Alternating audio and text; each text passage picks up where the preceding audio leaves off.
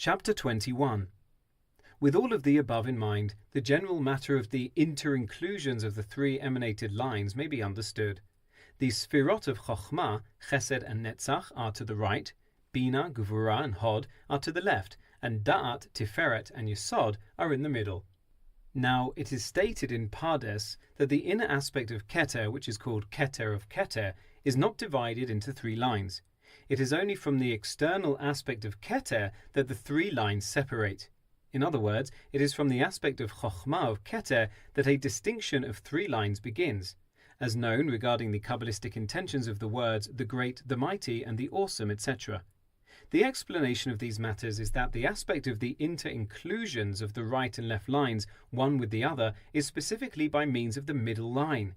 The explanation of the matter is that in the right line of Chachan, Chesed, kindness, is an offshoot of Chochmah, insight, but is nonetheless separate from it. This may be understood by the fact that Chesed, kindness, is an offshoot of Chochmah, which is the intellect and reasoning that leans to kindness towards something separate, as mentioned previously.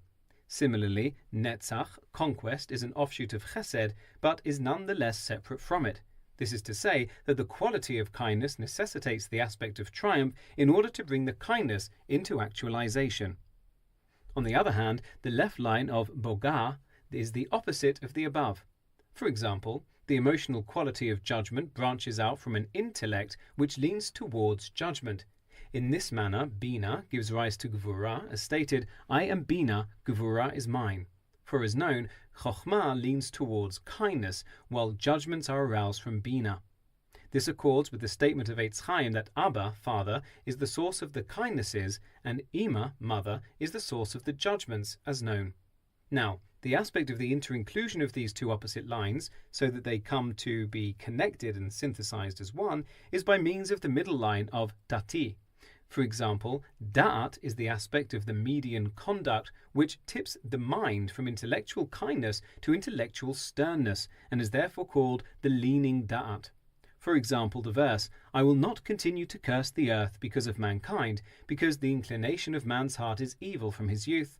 I will therefore not continue to punish any living thing, as I had done, etc.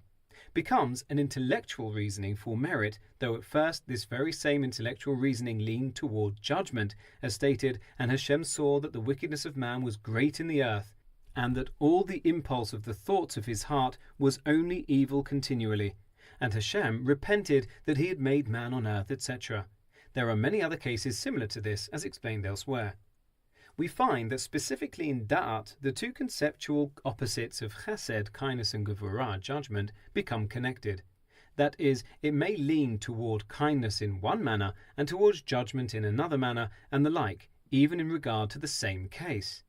Similarly, the attribute of Tiferet mediates between the heartfelt emotion of Chesed and the heartfelt emotion of Gevurah.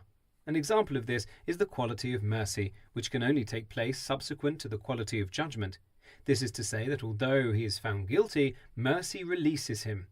This is the quality of Yaakov, as known.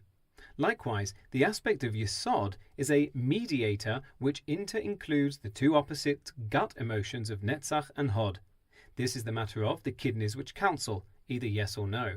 Before the actual influence of the influencer is expressed, this takes place whenever it is necessary to express the essential heartfelt emotional qualities of Chesed and Gevurah.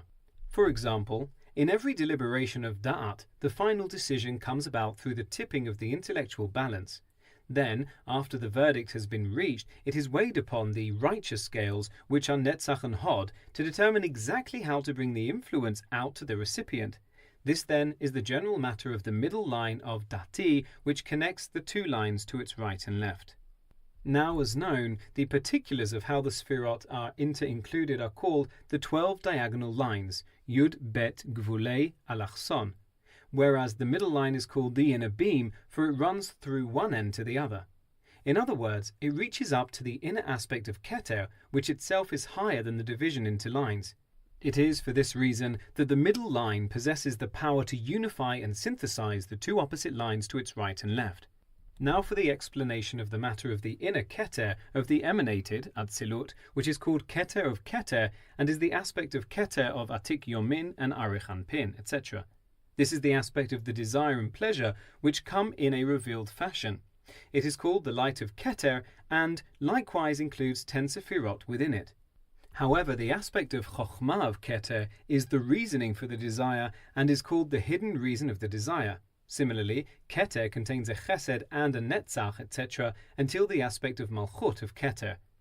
All this is within the aspect of desire, which is still unlimited even though it becomes revealed from the hidden essential desire of Adam Kadmon, as previously explained.